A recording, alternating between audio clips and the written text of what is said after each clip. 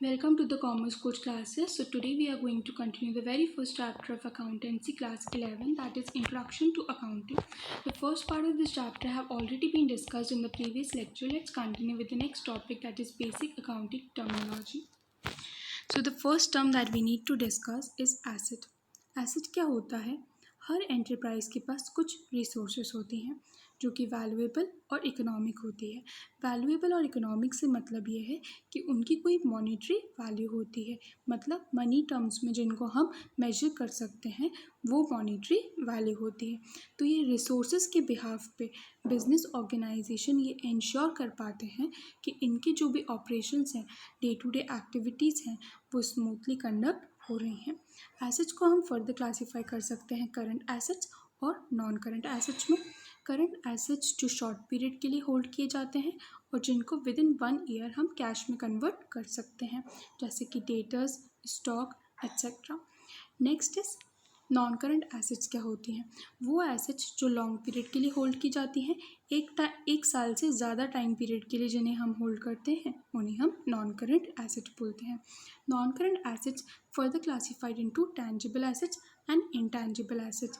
Tangible assets जिनकी कोई physical existence होती है, जिन्हें देखा जा सकता है, जिन्हें टच किया जा सकता है, जैसे कि फर्नीचर, मशीनरी एट्सेट्रा।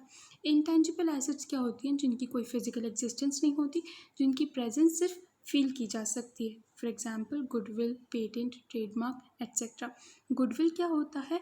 एक तरीके से नाम होता है किसी भी बिजनेस ऑर्गेनाइजेशन का। हम कहते नहीं हैं ब्रांड है नाइकी, प्यूमा, उनसे उन्होंने ये मेंटेन किया है, उनकी एक वेल्थ है मार्केट में कि उनके प्रोडक्ट्स इतने एक्सपेंसिव होने के बाद भी कस्टमर की विश लिस्ट में सबसे ऊपर होते हैं।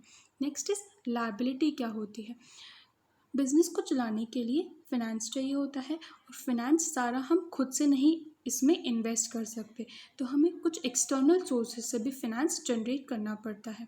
तो जिनसे भी हम बाहर से पैसा लेते हैं और उन्हें पे बैक करने की लायबिलिटी आ जाती है, पे बैक करने का ऑब्लिगेशन आ जाता है, उन्हें हम लायबिलिटीज़ कहते हैं, जिनको फर्दर क्लासीफाई किया जा सकता है करंट लायबिलिटी और नॉन करंट लायबिलिटी में। जिन लायबिलिटीज़ को 1 ईयर के अंदर, एक साल में पे बैक करना है, वो करंट लायबिलिटी। जिनको एक साल के बाद पे कर सकते हैं वो होती है non current liability. Next is receipts. Receipts क्या होती हैं? एक तरीके से रिटर्न एक्नॉलेजमेंट होता है, रिटर्न डॉक्यूमेंट होता है जो हमें कुछ भी चीज़ को रिसीव करने पर मिलता है। रिसीट्स को हम फर्दर क्लासीफाई कर सकते हैं रेवेन्यू रिसीट्स और कैपिटल रिसीट्स में। रेवेन्यू रिसीट्स वो होती हैं जो रेगुलर बेसिस पे, डेली बेसिस पे होती हैं, लेकिन कैपिटल रिसीट्स कभी कभार होती हैं। इन शॉर्ट हम कह सकते हैं रेवेन्यू रिसीट्स क्या होती है? रेकरिंग इन नेचर होती हैं। Capital receipts non recurring in nature होती हैं। रेवेन्यू रिसीट का एग्जाम्पल है money received by sale of business product और कैपिटल रिसीट का एग्जाम्पल है money received by sale of fixed asset. Next आते हैं एक्सपेंसेस पे। किसी भी तरीके का रेवेन्यू अर्न करने के लिए कुछ खर्चे, कुछ कॉस्ट बेयर करना इम्पॉर्टेंट होता है। ये cost is all about expenses, जैसे कि rent, wages, salaries, interest paid etcetera. Next is expended. Asset acquire करी, गुड्स अक्वायर करी या फिर सर्विस अक्वायर करी, कैसे करी? या तो खर्चा करके, मनी दे करके, या फिर क्रेडिट पर।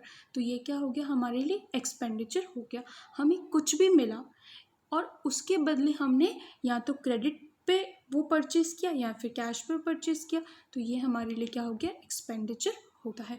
रेवेन्यू एक्सपेंडिचर और कैपिटल एक्सपेंडिचर। और फिर एक थर्ड कैटेगरी आती है जो कि इन सबसे थोड़ा डिफरेंट होता है, that is deferred revenue expenditure.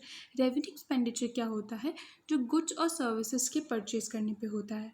ये रेकरिंग इन नेचर का होता है, डेली बेसिस पे हम इनको करते हैं। कैपिटल एक्सपेंडिचर क्या होता है? एक साल में कभी एक बार ही ये होता है या फिर 2 बार हो जाएगा मैक्सिमम, लेकिन डेली बेसिस पे नहीं होता। डेफर्ड रेवेन्यू एक्सपेंडिचर क्या होता है? इसका नेचर तो रेवेन्यू नेचर का होता है, लेकिन ये बेनिफिट कब तक देता है? एक साल से ज़्यादा टाइम पीरियड के लिए देता है, मतलब over a period of time तक इसका बेनिफिट हमें मिलता है। जैसे कि एडवर्टीजमेंट एक्सपेंडिचर, एग्जाम्पल के तौर पे ले लेते हैं कि किसी बिजनेस ऑर्गेनाइजेशन को एडवर्टीजमेंट करानी है, उसने एट इंस्टेंट मोमेंट उसने पैसे तो दे दिए, लेकिन उसको बेनिफिट कब तक मिलेगा? 5-6 साल तक, जितने भी टाइम पीरियड का उसने पॉलिसी का एडवर्टीजमेंट पेमेंट किया है। Next is business transaction. Business transaction क्या होता है? कोई भी इकोनॉमिक एक्टिविटी, बिजनेस से रिलेटेड कोई भी एक्टिविटी जो कि बिजनेस की फाइनेंशियल पोजीशन को अफेक्ट करती है और मनी टर्म्स में मेजर की जा सकती है, उसे हम कहते हैं बिजनेस ट्रांजैक्शन, जैसे कि expenses. Next is account. Account क्या होता है? एक समराइज रिकॉर्ड होता है सारे ट्रांजैक्शंस जो कि इम्पॉर्टेंट है रिकॉर्ड करने में, at a particular head at one place. एक प्लेस पे हम सारे ट्रांजैक्शन जहाँ पे रिकॉर्ड करते हैं, जिसकी दो साइड्स होती हैं, normally called as debit side and credit side, उसको हम अकाउंट बोलते हैं। Next is capital. जो भी फाइनेंस हम जनरेट करते हैं बिजनेस में, वो हमेशा एक्सटर्नल सोर्स से नहीं आता। कभी कभी ओनर खुद का पैसा भी इन्वेस्ट करता है। तो जब ओनर खुद का पैसा बिजनेस में इन्वेस्ट करता है तो उसे कैपिटल कहा जाता है, और इसको इंटरनल लायबिलिटी की तरह ट्रीट करती है कौन? बिजनेस। बिजनेस या फिर कंपनी, जो भी आप बोलें। ड्रॉइंग्स क्या होती हैं? ओनर जो भी विड्रॉ कर रहा है, द मनी और गुड्स और बोथ विड्रॉन बाय ओनर, जो भी बिजनेस से बाहर लेकर के जा रहा है ओनर अपने पर्सनल यूज़ के लिए, वो उसकी क्या हो जाती है? ड्राइंग्स हो जाती हैं। फिर आते हैं प्रॉफिट। प्रॉफिट क्या होता है? जितना भी आपने सेल किया और उस सेल करने के लिए जितने आपने एक्सपेंसेस करे, इन दोनों का difference is profit. Next is gain. Gain क्या होता है? एक नॉन रिकरिंग प्रॉफिट होता है जो रोज़ रोज़ नहीं होता, डेली बेसिस पे नहीं होता, कभी कभार जो प्रॉफिट होता है incidental to business, such as sale of fixed asset, appreciation in the value of asset. Asset की वैल्यू इंक्रीज हो गई, लैंड की वैल्यू इंक्रीज होती है, वो कभी भी डिक्रीज नहीं होती है। तो इस तरीके से अगर कोई तरीके का प्रॉफिट होता है जो कि बिजनेस एक्टिविटी से रिलेटेड नहीं है और नॉन रिकरिंग नेचर का है, तो उसको क्या कहते हैं? गेन कहते हैं। लॉस क्या होता है? एक्सपेंसेस अगर ज़्यादा हैं एज़ कम्पेयर टू जितना हमने सेल किया, तो डिफरेंस अमाउंट क्या आ जाएगा? लॉस आ जाएगा। लेकिन अगर रेवेन्यू ज़्यादा होता और एक्सपेंसेस कम होते, तब डिफरेंस अमाउंट क्या होता? हमारा प्रॉफिट होता। गुड्स क्या होते हैं? वो ऐसी चीज़ें जिसके अंदर बिजनेस डील करता है, मतलब उनको डेली बेसिस पे परचेज करता है, रीसेल करता है और एट्सेट्रा। परचेजेस क्या होती हैं?